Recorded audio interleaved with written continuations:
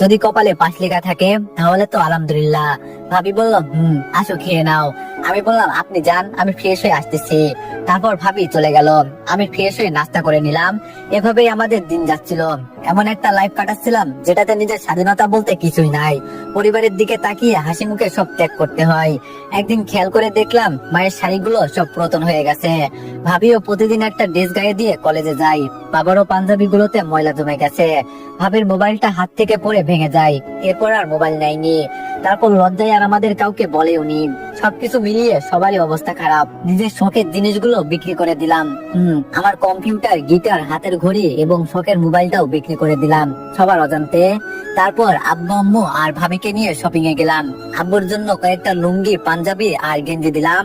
আম্মুর জন্য শাড়ি আর টুকিটাকি জিনিস। ভাবিকে ওনার পছন্দ মতো নিতে বললাম। উনি কয়েকটা 3 পিস, জুতা, কিছু কসমেটিক নিল। আম্মু বলল তোর জন্য কিছু নিবি না? আমি একটা মুচকে হাসি দিয়ে বললাম না, আমার সব আছে।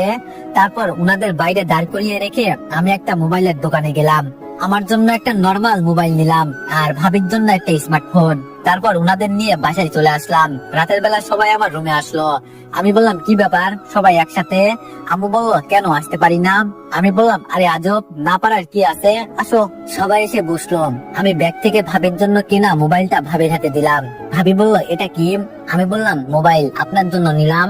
ভাবি বলল আমার তো এখন মোবাইলের কোনো দরকার নেই, টাকা নষ্ট করলে কেন? বাবা বলল সত্যি করে বলতো তুই টাকা কোথায় পেলি? আমি বললাম আমার কাছে জমানো ছিল। আম্মু বলল মিথ্যা বলছিস কেন, সত্যি করে বল টাকা কোথায় পাইছিস? আমি মাথা নিচু করে বললাম কম্পিউটার, গিটার আর মোবাইলটা বিক্রি করে দিয়েছি।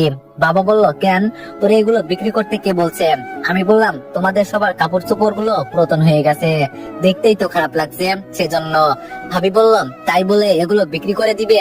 আমি বললাম আরে কোনো সমস্যা নাই, আমি এখন কম্পিউটার চালানোর মতো সময় পাই না, আর গিটার তো বিলাসিতা ছাড়া কিছুই না, এগুলো একটারও আমার দরকার নেই।